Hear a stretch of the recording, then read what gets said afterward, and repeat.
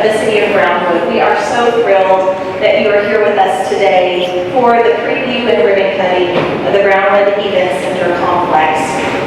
We are overjoyed to be celebrating the completion of the biggest public project that this city has undertaken in decades. Thank you for taking your time out of your Saturday, out of your summer, to spend with us for this momentous occasion. First, I would like to introduce our guests here that are at the podium with us.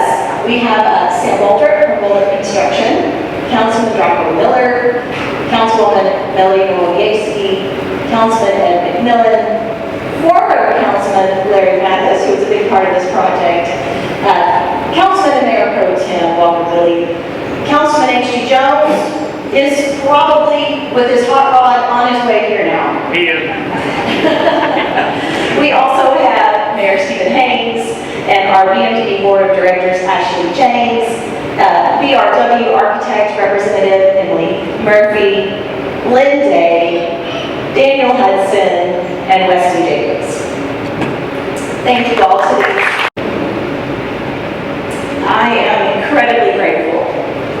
On behalf of the city staff, I want to thank you, the MDE board. I want to thank you, the city council.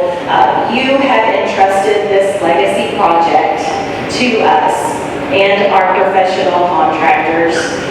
You made a courageous decision to invest in this facility and then turn the responsibility over to us and our professional partners to make it happen. I want you to know that our work is a labor of love, and we are proud to present this to you and to all of you today. Secondly, to my fellow city team members, we could not have done this without every single one of you. Remember,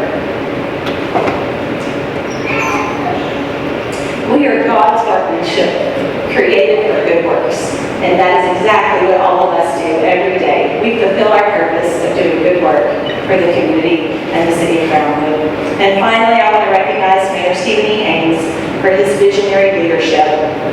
He believed in this project first, and his passion and his vision has come about for generations to come. Ladies and gentlemen, I present to you Mayor Stephen E. Haynes.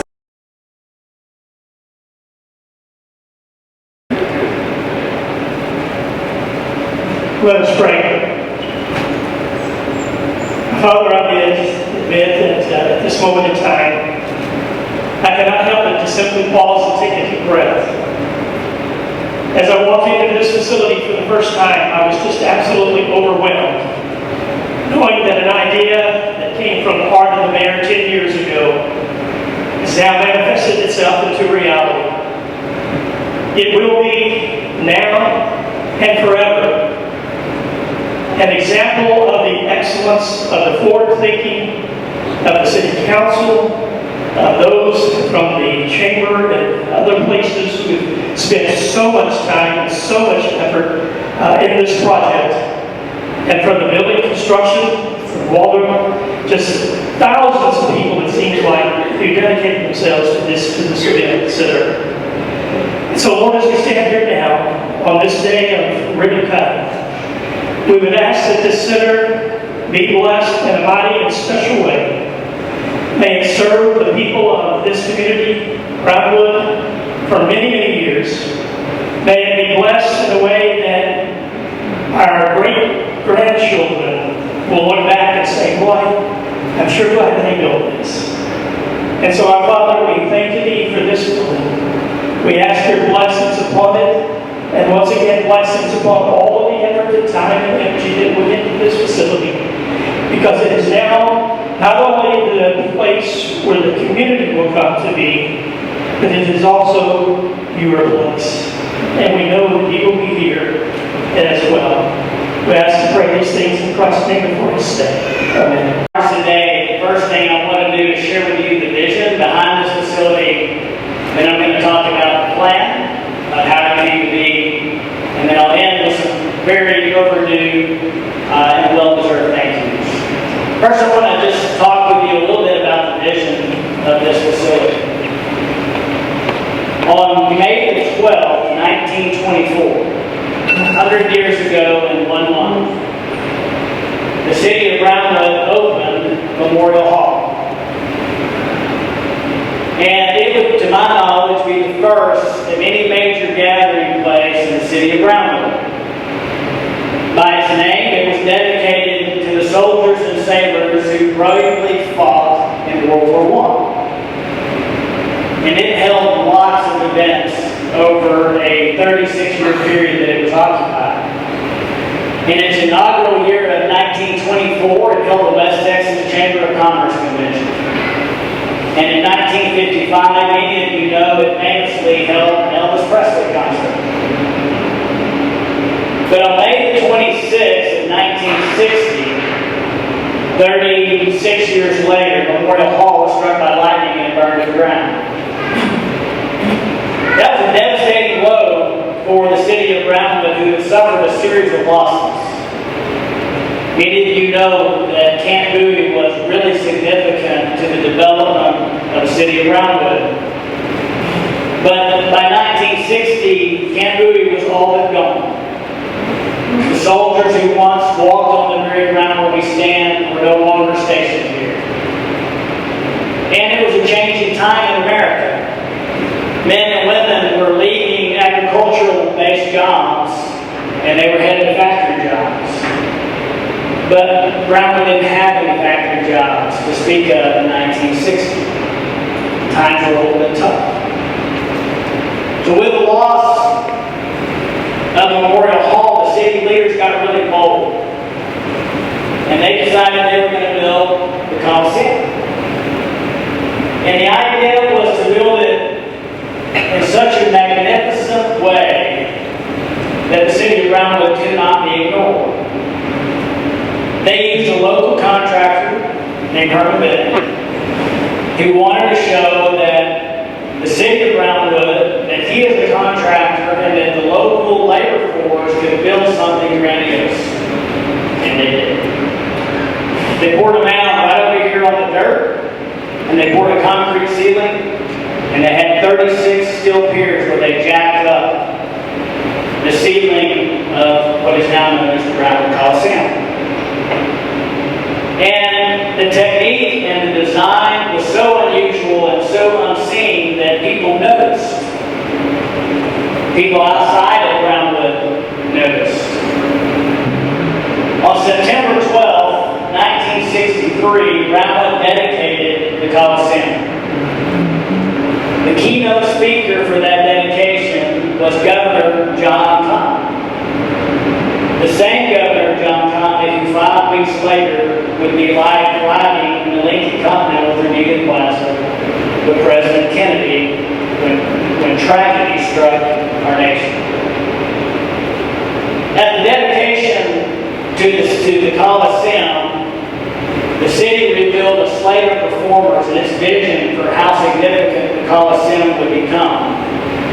Among those lists of performers that would appear at the Coliseum included the legendary Bob Hope.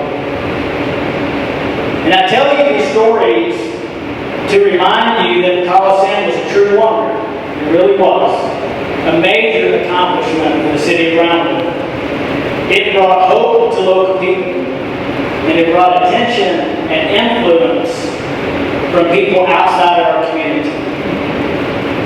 As the Coliseum was nearing completion in 1963, a little company from Minnesota visited here. And after viewing all that was happened and the labor force that we were exhibiting in the construction of the Coliseum, they decided that they could have manufacturing jobs in Brownwood, Texas. And it was announced shortly before the opening of the Coliseum that 3M would build a manufacturing plant here in Brownwood. And it was less than a year later, after 3M made that announcement, that Superior Cable said that they would build a telecommunications manufacturing plant also here in Brownwood. So those things occurred in 1963 and in 1964. In 1966, the city passed a bond to build a new library.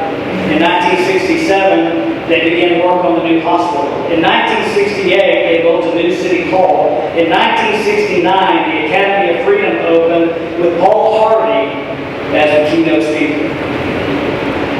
In 1973, they held another significant groundbreaking for a manufacturing company from Coral, Wisconsin.